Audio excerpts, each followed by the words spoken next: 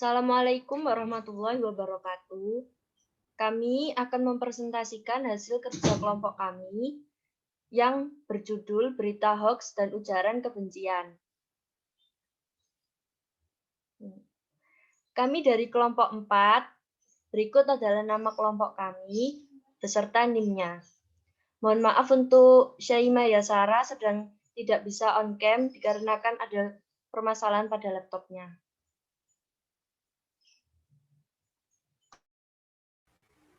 Bab 1. Latar belakang.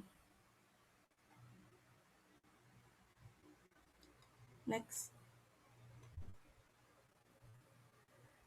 Pada pendahuluan kali ini, kami akan membahas pengertian hoax, lalu pengertian ujaran kebencian melalui media sosial, serta gagasan yang diberikan. Apa sih hoax itu?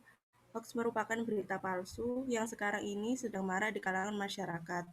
Fenomena hoax bukan lagi hal yang jarang terjadi termasuk di Indonesia, khususnya di media sosial. Hoax dapat membuat masyarakat resah karena informasi yang tidak diketahui kebenarannya.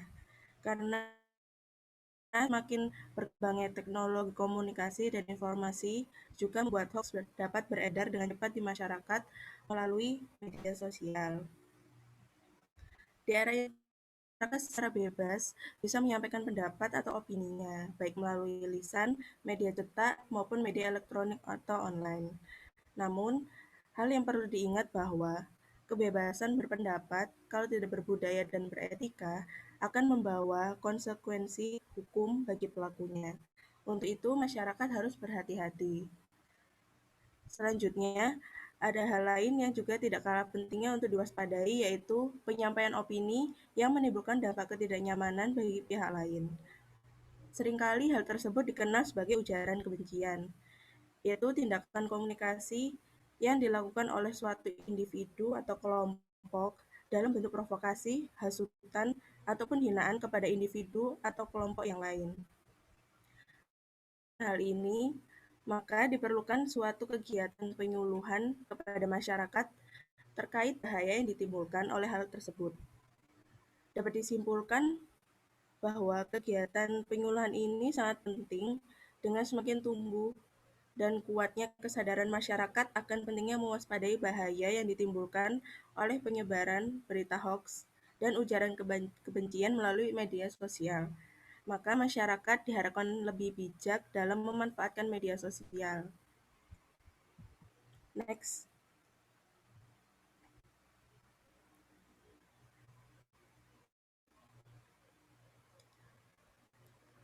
Tujuannya, yang pertama, meringankan beban masyarakat mengenai masalah berita hoax dan ujaran kebencian di media internet dengan cara membuat artikel yang akan menjelaskan cara pencegahan dan memilah berita dengan cara cerdas.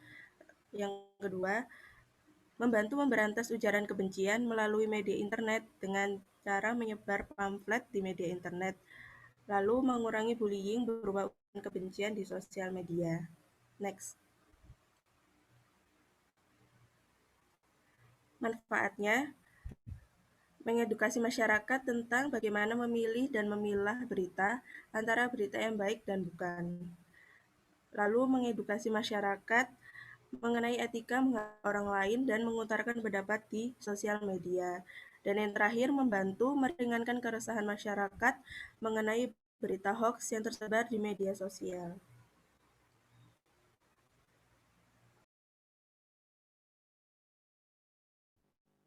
Kali ini bab 2, saya akan menyampaikan gagasan. Next. Kondisi terkini. Di tahun 2020 ini, dunia dilanda dengan sebuah pandemi yaitu COVID-19. Virus ini menyebabkan seluruh manusia harus dikarantina di rumah masing-masing sehingga banyak berita hoax yang tersebar dengan sangat mudah.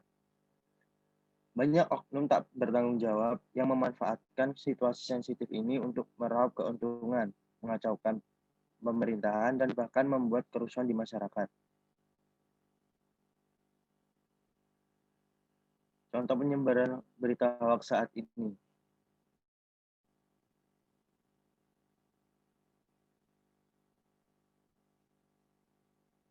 Solusi yang pernah ditawarkan. Solusi ini diberikan oleh pemerintah karena pemerintah merasakan keresahan masyarakat dan meningkatnya level stres selama pandemi ini.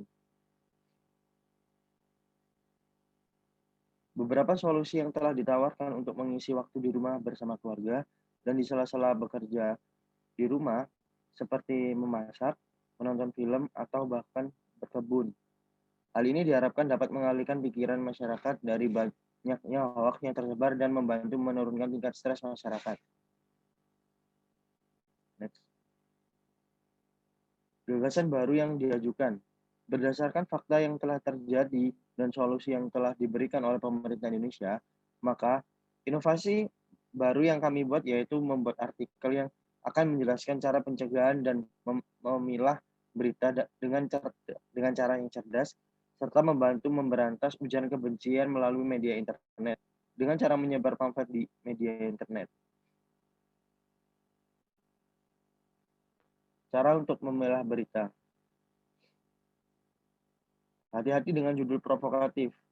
Berita hoax seringkali menggunakan judul sensasional yang provokatif, misalnya dengan langsung menudingkan ke pihak tertentu. Isinya pun bisa diambil dari berita media resmi, hanya saja diubah-ubah agar menimbulkan persepsi sesuai yang dikehendaki sang pembuat hoax. Cermatilah alamat situs. Untuk informasi yang diperoleh dari website atau mencantumkan link, cermatilah alamat URL di situs dimaksud. Berita yang berasal dari situs media yang sudah terverifikasi Dewan Pers akan lebih mudah diminta pertanggungjawabannya. Cek keaslian foto. Hal lain yang perlu diamati adalah perbedaan antara berita yang dibuat berdasarkan fakta dan opini. Fakta adalah peristiwa yang terjadi dengan kesaksian dan bukti. Sementara opini adalah pendapat dan kesan dari penulis berita, sehingga memiliki kecenderungan untuk bersifat subjektif.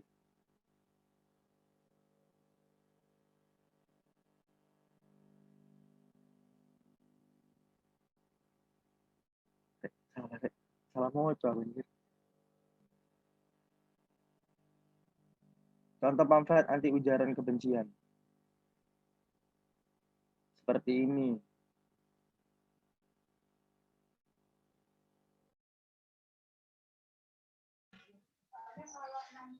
Yang terangkulan, dalam kehidupan yang serba teknologi ini, berita hoax semakin marak dari tahun ke tahun.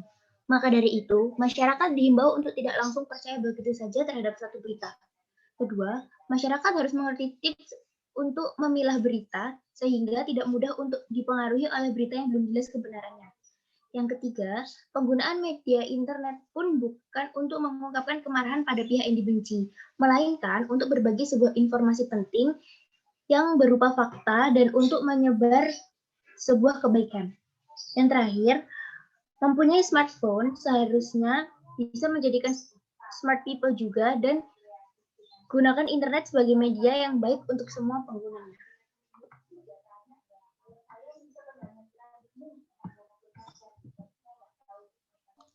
Sekian dari presentasi kelompok kami. Terima kasih. Wassalamualaikum warahmatullahi wabarakatuh.